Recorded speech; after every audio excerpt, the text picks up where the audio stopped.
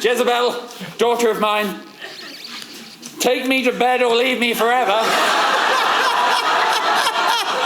Make it make sense. Make it make sense. For I shall lie down in the bed and pass on to the next life, and I think you should do the same. Easily done. It's time for us to leave this world, and it's crazy. Look at all those chickens. Welcome back to Why Is That Funny? I'm Cal Hoffman, and the grass on my neighbor's side is so damn green. Shoot from the hip. Fine. We'll do it. I cannot do a single video without people commenting from left, right, and center that I have to watch Shoot from the Hip. So thank you firstly for their outreach program for letting me know that they exist. I'm kidding. Of course I've heard of Shoot from the Hip. But I think this is going to be a great opportunity to look at short form improv, which gives us so many chances to look at the mechanics of comedy. If you haven't seen the show before, we talk about what it is about humans that makes us laugh, evolutionarily, communication-wise. What are the mechanics of how comedians communicate with one another to make that laugh happen? And short form improv, which we haven't covered yet on the channel, is a portal into all of that in a micro format. So let's do it. Now, because this is short form, I would not be surprised if we start with an introduction. First game is one of our favourites. It is called Change. The way it works, Luke and Tom are going to start in a basement. Where are you taking someone for a final date? Basement. Whoa! But whenever I yell out the word change, they have to go back in time and change whatever they've just done or just said. So please, can we get a massive round of applause for the basement? Okay, well, there's a lot to talk about and the scene hasn't even started yet. I also had to pause there because if there was ever a video that was edited for TikTok, it was this video. That editing kind of made me anxious. Okay, it might seem frivolous to do an introduction, to leave that in the YouTube video here, but in improv, it's short form improv, the intro is so important. If there are two things that will set your comedy up for failure, it is your audience not knowing what's going on and not having stakes in the situation. Stand-up comedians, pay close attention to this. You don't want your audience thinking ever. So what this intro provides is clear ground rules for this. It's going to be a scene and I'm going to shout change. And every time I do, they're going to have to repeat the last thing they said, but make it something different. That means that you're not having to figure out as they just dive into a scene and start doing that, what the hell is going on. If your audience is thinking, they're not laughing. And that goes for stand-up. It goes for improv. If you're not clear about what the thing was that you don't want to just hand over an ambiguous mind item to someone and they don't know what it is. You want to make it clear. A, so that the other improviser can play with it easily, and B, so that your audience isn't too busy going to laugh. Secondly, this provides stakes for the audience. They're invested now in, is this improviser going to be able to achieve this? Can these two people, how many ideas do they have in their head? What happens when they get caught off guard? Are they going to fail? And if comedy is about contrasts, about building up tension and then adding something in that contrasts from all that stuff that builds in tension, then what bigger tension is there than, ooh, this could be something that makes people fail? And that's basically what short form improv is. In long form improv, the game of the scene is creating tension by this unusual thing that this character does. This is a character that always sings when they're not allowed to, and then breaking that tension and allowing a release in the form of laughter by the other one going, don't sing. The tension here in short form improv, basically every time, is the idea that the other improvisers are going to fail when you make them do something, or could potentially fail. So we're on the edge of our seat for that happening. Additionally, Sam is his name, is doing a great job of just making everything matter. A basement? Where are you taking someone Just for a reaction final here. date? Basement. Whoa! But whenever I mean, that I don't think in his day-to-day life that's how he would have reacted to that. On stage, you want to make your audience feel like everything is intentional, everything is part of the comedy. Everything from the moment people walk into the room needs to be part of the show. I think this is honestly something that a lot of improvisers could benefit from internalizing. When you're up on a stage introducing a show, I'm not saying don't be casual, you can fully be very casual and warm, form, but you want to make the audience feel confident that you know what you're doing, because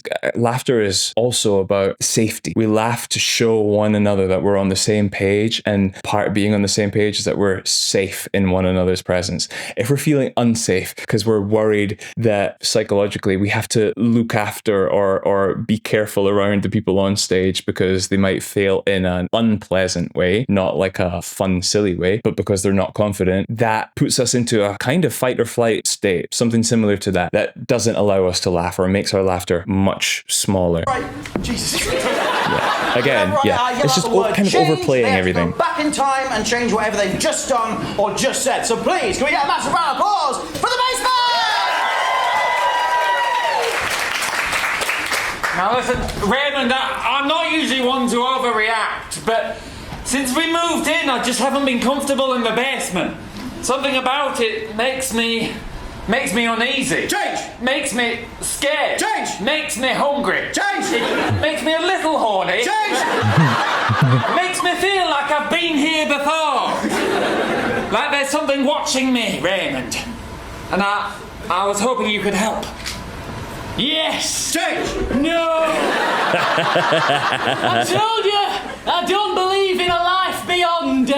If you think there are ghosties here, Change! if you think there are vampires here, Change! if you think my mother is watching us on CCTV, I can't help you, I'm afraid.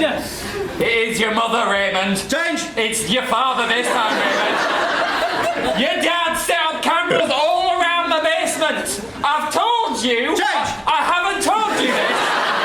But I personally do not enjoy being on his website. Okay, let's check out what's happening here.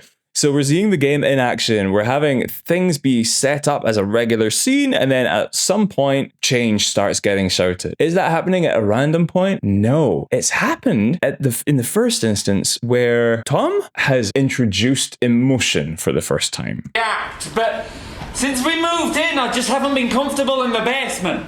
Something about it makes me uneasy. Change! Emotion is universal. Emotion is something that either consciously or unconsciously, Sam, who in the current game we're going to call the director, we say that someone is directing a short form game, is aware that is playable and relatable to pretty much everyone watching apart from psychopaths. So if you know that someone is playing with specifics, okay, you might be able to get some laughs out of that if the game in that moment becomes like, how many versions of this very specific, I don't know, 1980s technology can they list off or whatever. But if someone is saying it makes me scared, then, or uneasy was the first one, then there's playable ground there in what contrasts from that scared feeling can we come up with, and what can we push the scene into that's going to be really interesting and kind of fast forward us through the things that they discover, that they explore. So that's why the change comes in there. What about where the laughs come? Basement.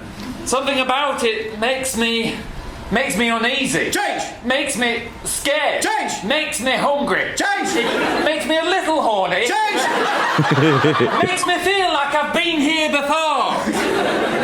Oh yeah, so why are the laughs at those ones, and why is that been where they've been allowed to move on?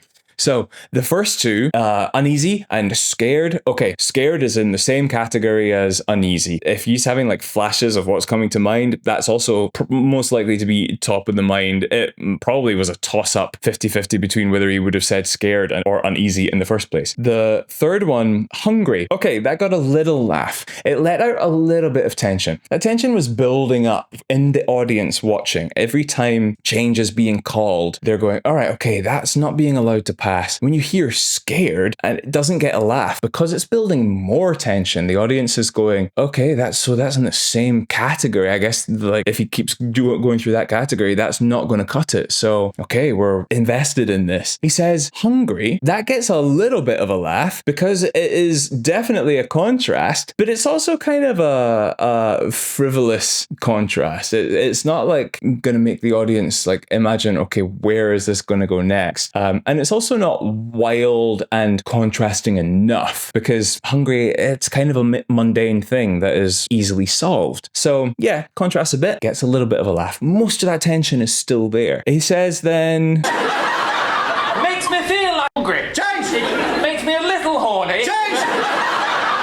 That gets a much bigger laugh, makes me a little horny for a number of reasons, I think. Firstly, the contrast in the feeling is definitely there. That is much more unusual, harder to solve, potentially. More risque as well, so in a different category in that sense. Many more words, which might sound irrelevant, but again, it's a big contrast from the single word things that we've had so far. And his delivery as well is starting to show, like, it's a contrast in tone of delivery. It makes me feel like it's kind of hungry. It's hungry. It's kind of drawn out, is what I meant to say. It's also starting to show through, intentionally or unintentionally, the kind of cracks in where the performer ends and the character begins, which heightens the stakes for the audience again. And they see, oh, this is fun. He's starting to fail. He's starting to have to think. It's getting a little more drawn out. He's covering for himself as he's deciding what that last word is going to be. In short form improv, with what they're doing, is that actually how much he's struggling? Well, I'm sure we'll see this through the rest of these clips, performers doing this. Could they have said that more confidently? Could they have said that without as much struggle showing? Yeah, probably. But it is like a wink and a nudge to the audience, and it's a signal to the director that, yeah, we're on to something fun here. We're playing with something fun. It's like when you're chasing a toddler around the living room or something, right? Like, you're going, oh no, I'm gonna get you, but you're running too fast for me. And that's not to say it's a lie. Like, he's not putting on, struggling here, and we're probably going to see bigger examples, but those aren't lies either. But it is a performance. It is like, comedy is a big game of peekaboo. Like, we're all children waiting for the next big surprise. But after the first couple, you need a bit of sauce. You need a bit of like, oh, it's coming, yeah, kind of thing. That is why that one got the laugh. And then the final one that was let go Makes me feel like I've been here before. Not such a big laugh, but it was a dramatic turn. So it's playable. Sam, the director, and they probably have a good sense as a team of different people in the director's seats what they're going to allow to continue. We'll have a feel that that is something that we can find something really interesting for the scene to progress with. You notice that Tom stepped forward and kept going, didn't really pause after saying that. So he probably knew that that was going to carry on. And that's a benefit of the change game as well. It lets you really fast forward through all that time where you'd be waiting to stumble on an idea that makes a scene more dynamic. You're cycling through ideas so fast that you're forced to hit them more quickly. There's something watching me, Raymond. And I was hoping you could help. Yes! Change! No! That is just a sheer mischief change. So we've already established, we've had a run through of like long series of changes. That's established the thing for them. Now the audience is like, okay, what is the next change going to look like? And again, we have the stakes of, we kind of want to see the performer fail in a safe and fun way. So what is a better way to do that than to just tell them to go the exact opposite direction? Someone says something as simple as yes, nah, make them say no, make their character disagree when he had wanted to agree in the first place. Why does it get such a big laugh? Here's where I pull out my balloon. If you're new to the channel, welcome. Everyone loves this. Join in.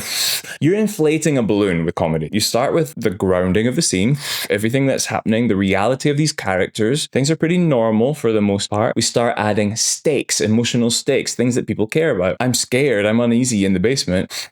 Adding it further. If comedy is a balloon filled with that tension and you start stretching it to its edges by finally adding unusual stuff, such as someone being told to say no when they'd wanted to say yes, then that balloon has to be burst either by overinflation, where something is so unusual that it acts as its own contrast, or pointing out the unusual thing, which takes a pinprick to that balloon and bang, lets it explode. If Luke had just said no the same way he had said yes, if he'd just been like, no, I don't think it would have got as big a laugh as it did. But see how much sauce he put on the no. Yes! Change! No! He smirks and he turns and he goes, no. And it was a big yes, but it was a bigger no. And that is saying to the audience, wasn't that crappy what Sam just did? I see it too. So we're going to make that big. It's communicating with the audience, communicating with us, allowing us to release in the form of laughter. I told you! I don't believe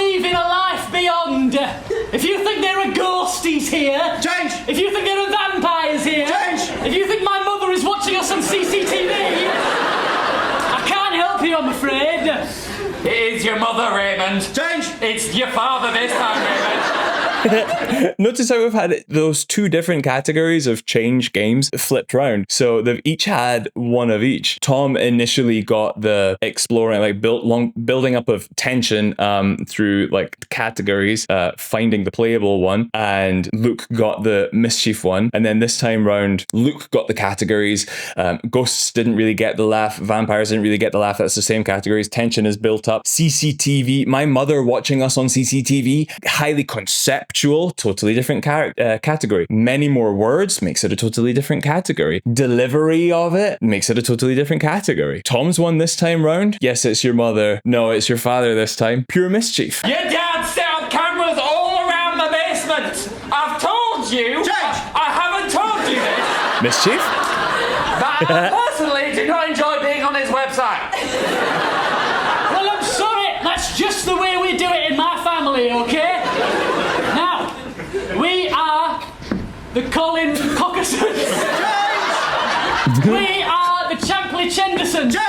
We are the inventors of CCTV. I'm not going to tell you what our initials are. Our initials for every member of this family is CCTV. Colin, Craig, Thomas Vendretti.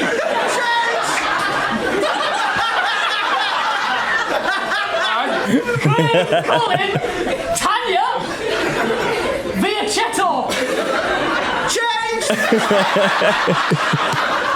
Chris Kringle, Tommy Versetti. Okay.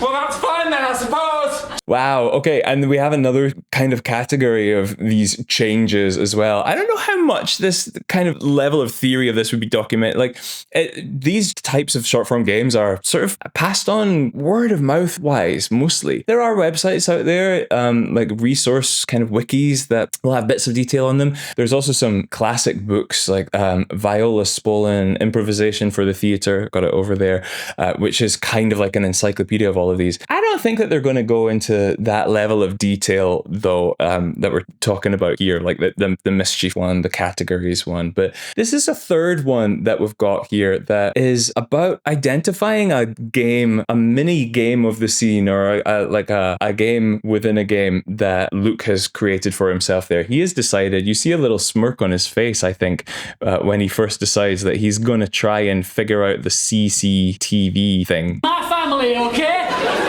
Now, we are... You see? The Colin Caucasus. Yeah, so he has a little smirk. He's like, okay, I'm going to try this. This is going to be funny. And again, he's kind of like breaking down that barrier between him and the audience and the director as well by like laughing, showing, oh, I'm having a little bit of a fun struggle with this. That is keying Sam in to then say, okay, change, and start playing with that.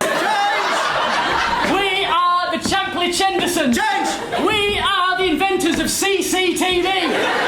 And this is playing with the trope of the stakes. We care that he's probably going to fail at this. He's going to struggle at this. So is he going to keep going? Is he going to keep trying? Is he going to be forced to? Our initials are. Our initials. And when he says, I won't tell you what our initials are, is that him communicating like, I failed, I give up? Is that him communicating to change, to Sam? Push me on this? Shout change again? Who knows? Does it matter? Not really. Every member of this family is CCTV. Colin, Craig, Thomas Vendretti.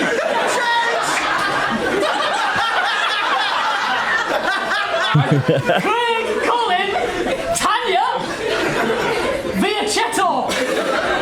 Change. Chris Kringle, Tommy Versetti. Chris Kringle is K's. Well, that's fine then, I suppose. Also, is every V surname Italian? What about Vaughn? Everyone's gonna see the footage I've kept of your home. Aye, got footage of all the naughty things you get up to. Oh, I've got videos of you kicking that dog. Change! I've got videos of you sucking off that panda. Change! I've got videos of you walking around in the kangaroo costume. costume and then getting bananas and putting bananas in every room of the house. And going, where am I getting my potassium from? Like, you weird little man. And I'll show it to everyone. If that's what it takes to get you out of my home. And so that I can continue enjoying this basement room. Because my only other option is to live in a different room of my house. Okay, one final round of change there. I'm curious how much of a laugh those bestial Well, that's fine then, I suppose. suggestions got. Everyone's gonna see the footage I've kept of your home. Aye, got footage of all the naughty things you get up to.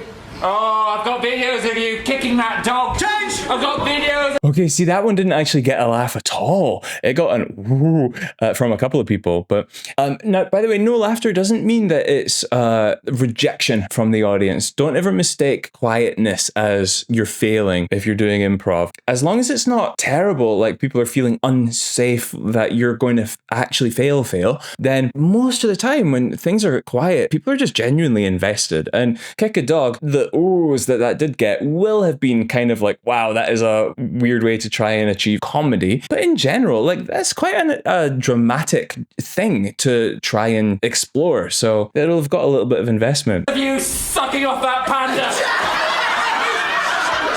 That one, I think, got a laugh because it is a type of failure that is, and not like, I mean, again, fun failure, but it is something that only has come out because we're playing this game, and it clearly can't be accepted as the final product. But he's been told to change, but it's come out because of this change conceit, and yeah, so that is like a classic example of the game doing what it's supposed to. I've got videos of you walking around in the kangaroo costume and then getting bananas and putting bananas in every room of the house. And this is a great example. Where am I getting my potassium from?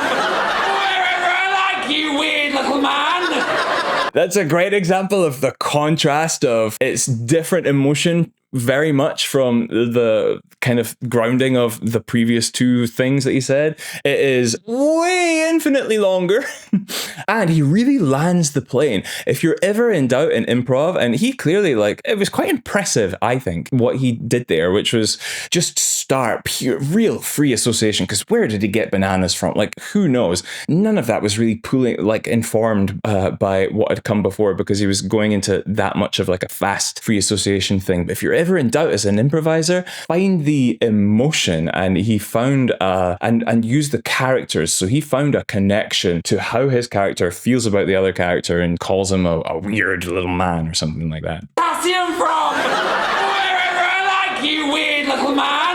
Yeah.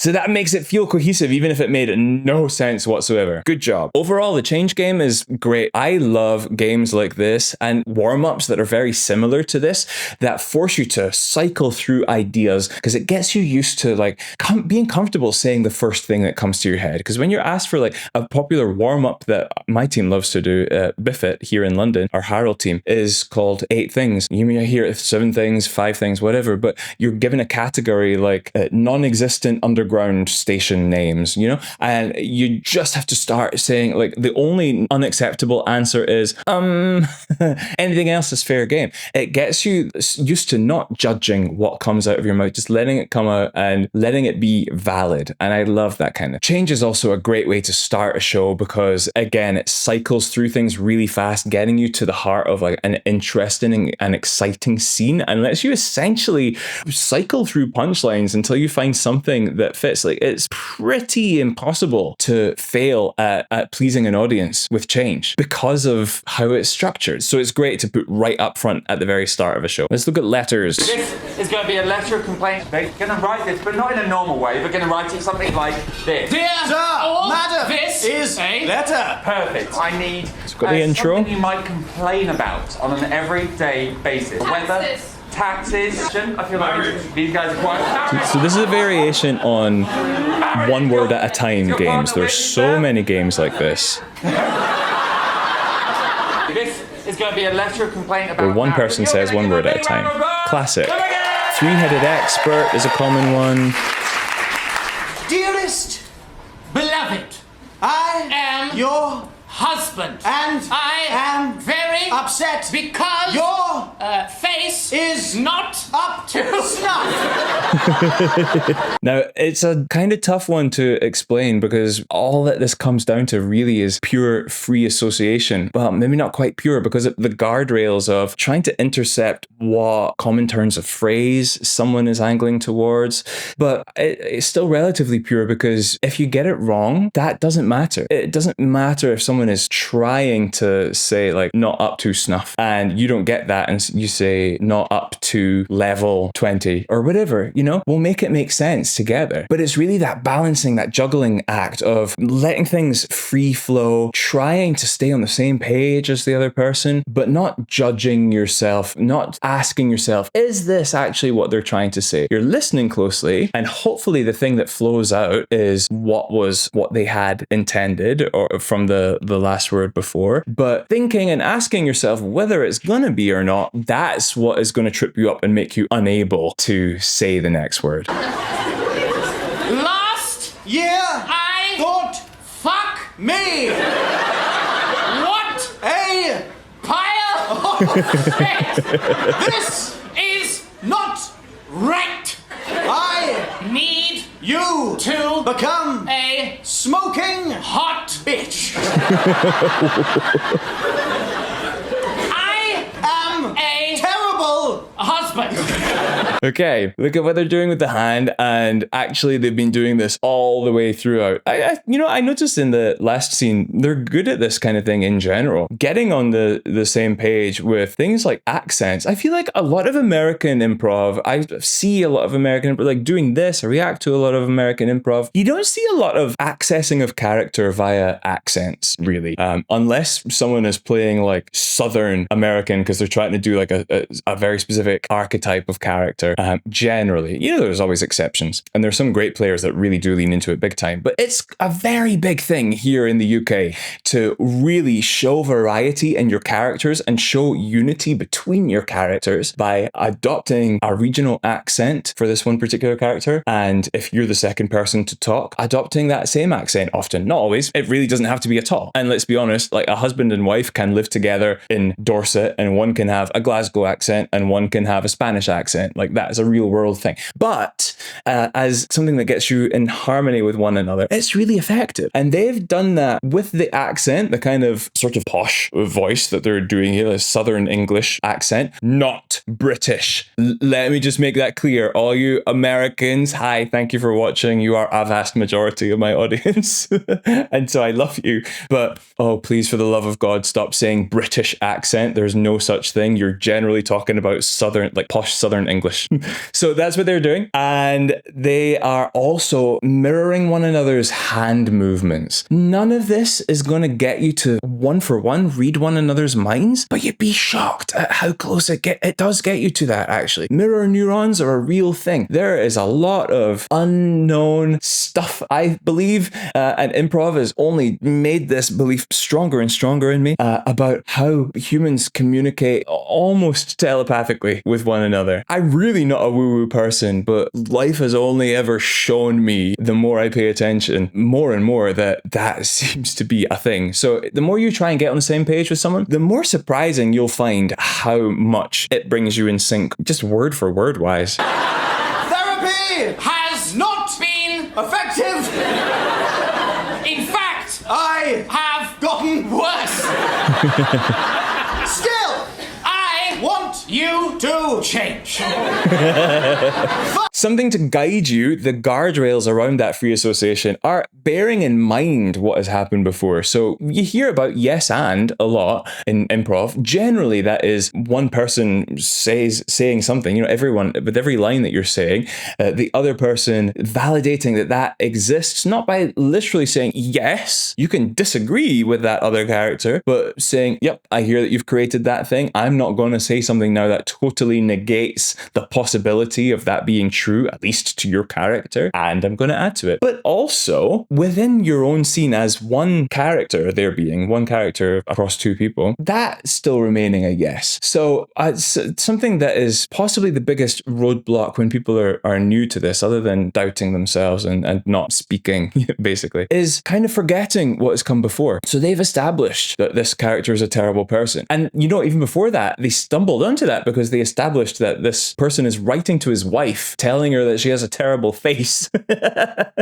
So all of that exists. So when he goes into talking about therapy, he's still just said that he wants his wife to improve her face. So it has to be the case that he hasn't been made better by therapy. So yeah, he is still a terrible person. Fact! I Have gotten worse! Still, I want you to change.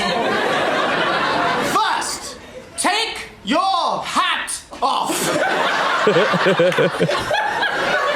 We get a nice giggle of they failed. And again, all through this game, it's a totally different game, but even though I only talked about it at the first game, in this one too, the stakes are there that we think, ooh, could they fail? Could they not fail? Let me be clear, that's not conscious stakes, really. I don't think most people are doing that. It had to be pointed out to me once upon a time that that's what was happening there. But yeah, the game is something that can be lost. Second! Remove Your nose. And now that's kind of... Replace your nose with a hat!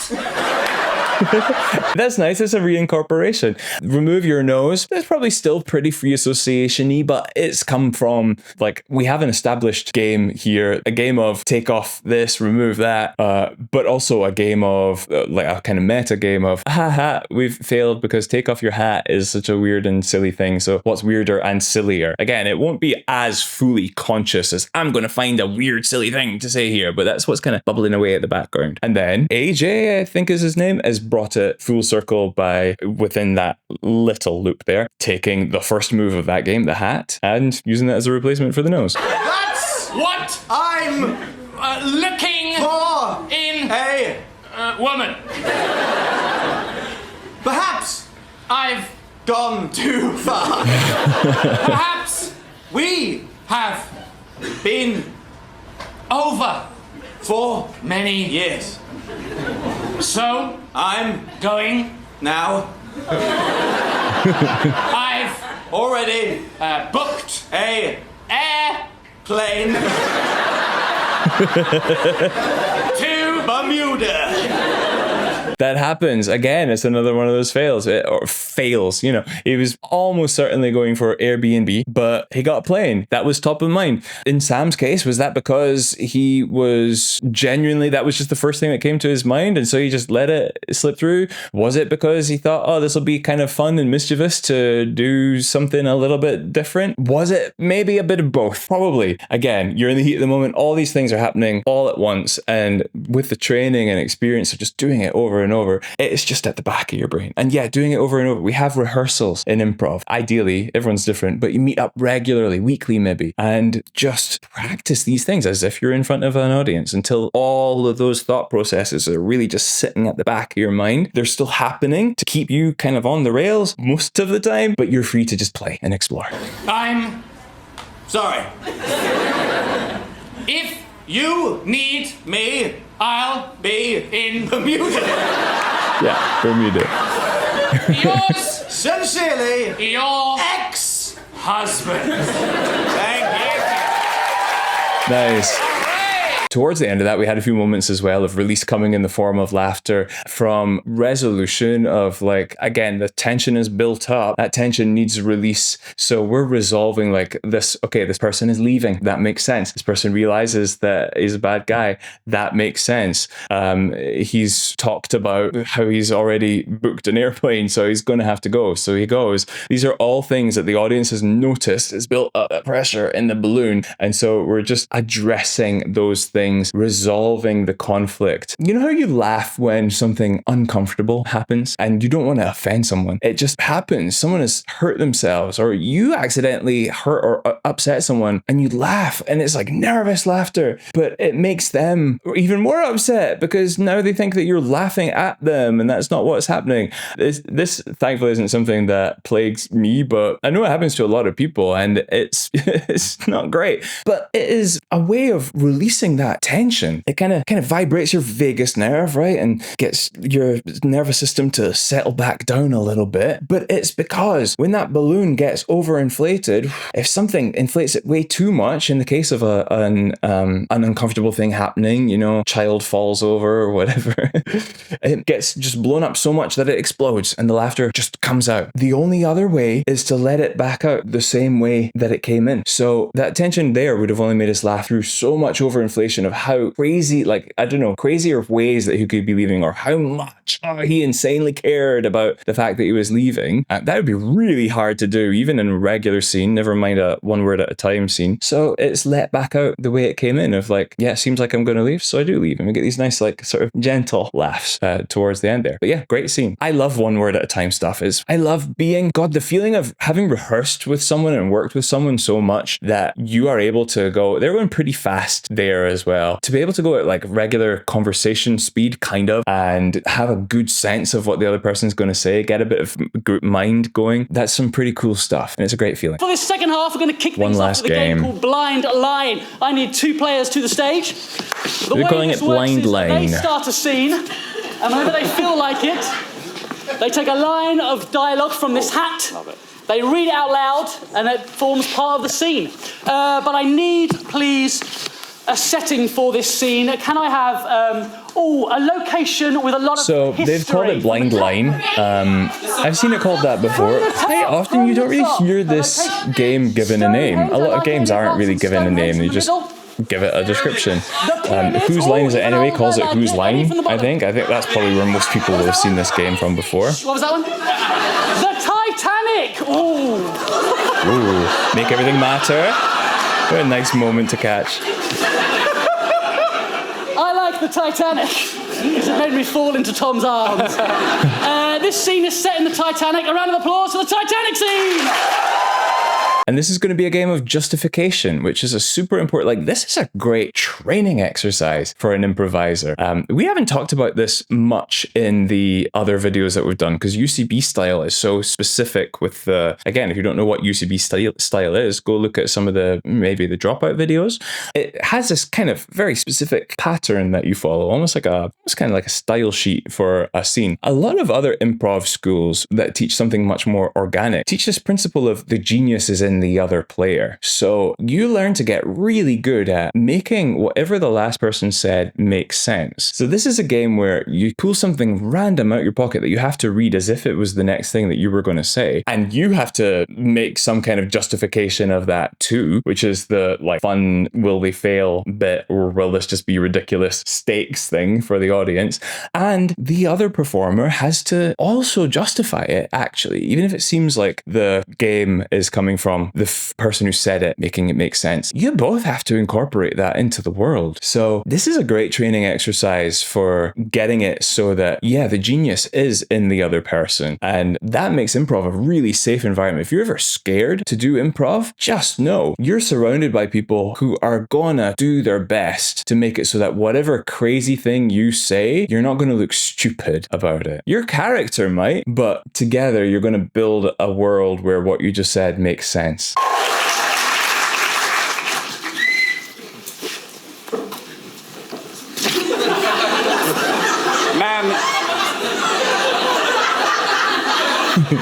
Ma'am, it's late. I'm going to have to ask you to step into your cabin if you wouldn't mind. Oh, but why when it looks so lovely at this time? The sea. You know, it makes me think, don't be sad. Don't be sad, Captain. That gets a little laugh because it's actually a contrast from what we expect from the rules of the game, oddly. We've seen this before in the Smosh Blind Pairs video where two people are supposed to walk out in different costumes, and the fun, like, will they fail aspect of it is they're probably dressed totally different and have to make it make sense together. And we've seen it where the laugh has been actually because they're dressed strikingly similar. So that is still a contrast because the tension is, instead of being like, the tension is, will they fail? Oh, they did fail, or oh, they didn't fail. And that being the release, the tension is, will they fail? And then it's, oh, there's nothing for them to fail at. That's a surprise. That's its own contrast that makes us laugh. Were you sad before, Madame Jezebel? And that makes me sad. No Don't be reason sad. to be sad. I'm a good That ship, makes sense in the Titanic. scene. Sorry. There's no reason to be sad. I'm a good ship, Titanic. On her maiden voyage, we will see many splendid things, and everything will go great. But most importantly, that's it. Dishonor. Dishonor on your whole family. Dishonor on you. Dishonor on your cow. What do you mean dishonor on my family? What did my family do? Yes, we're a rich family. Yes, we funded the building of the boat. Great, AJ. Classic. It doesn't matter how experienced an improviser you become, you'll find yourself asking questions that you should be able to, as in character, provide the answer to. That doesn't mean don't literally ask questions. That is part of how people talk. But you'll stumble into moments where someone will say something like, shame on you and your family and your cow or whatever. And you'll say, what do you mean by that? And if you stop there, that other person has to do all the work of justifying it. I know I did say before that he would do the work of justifying it, and in that particular case he didn't, initially at least, but it was also a very, very, very long line that he had to read out, so it made sense for the flow for it to move over to AJ. But AJ asked the question and then answered it. The question still hung in the air of what do you mean, what did we ever do, but then subtextually answered the question with all of the, my family is rich and has this and that and that and that, whatever. So that is a real yes, and is building the world and the context of that character that they're existing in. I know you did, Miss Jezebel, but listen, you shouldn't be here, I shouldn't be here, neither should you. See, the destination of... You meant definition, you idiot. The destination of insanity is doing the same thing over and over. It's true, it's the destination. And we've been haunting this wreck for 200 years, maybe. That's right, Jezebel. We died when the ship sank, you and I. And ever since then, I've realized I am your father. You are my father, it's true. You can do anything. Not... What the fuck? Not sly. Don't try it. I don't know what I'm talking about, if I'm honest. Jezebel, that's because your spirit has decayed. It's time for you to move on to the next life, Jezebel. Could he have found something for not sly, don't try it? Don't know. Questionable. Would it have been worth it to keep going? I mean, I probably shouldn't say questionable. Yeah, we can always find something. Like, it takes the tiniest shred of sense for it to be accepted by the audience, really. But in the balance of things, would it have been funnier to figure that out? Would it have been funnier to throw it away and be like, I don't know what I'm talking about? In long form improv, definitely the former. You don't ever want to like break the illusion of the scene as much as possible that you're building up together, because you need to sustain the momentum through it. When they do their plays, they call them, it's a long form improv set, and I'm sure we'll see they handle it a little bit differently. That momentum keeps going, so you have to kind of stay in it. In this short form game, the momentum resets because every time we do a line, we have a new opportunity. That's what they said in the 1980s. So it doesn't matter so much that he did that. And, because it's a one-off, he was able to get a laugh from it. All you have to do is... Do you ever feel like a plastic bag? But I do as this ghost. I feel like a ghostly plastic bag going around. There are people coming down, analysing us, analysing the James shit. Cameron. James Cameron. You know what James Cameron said to me the other day? What did James say? He said, it's Leviosa, not Leviosa. And I thought, James... Stop it, James. Jezebel, daughter of mine, take me to bed or leave me forever. Make it make sense. Make it make sense. For I shall lie down in the bed and pass on to the next life, and I think you should do the same. Easily done. Time for us to leave this world, and it's crazy. Look at all those chickens. Come, Father, let me lay you down. Lay me down, daughter. I'll lay you for one last time. Lay me non-sexually, lay me down. There you go. And now I'll say the ghostly prayer to send you on to the next life. Send me on, daughter. Send me. Never eat yellow snow. Never eat yellow bird. Very nice. Very nice. I enjoyed it. I'm looking forward to seeing what they do with their plays as well. That's great. I loved it. What did you learn? What did you like? Leave me a comment. Let me know. Join the channel. We have memberships. You can get early access to videos. You can get members only videos. Come and join the Discord. Talk to us. And until next time, keep laughing.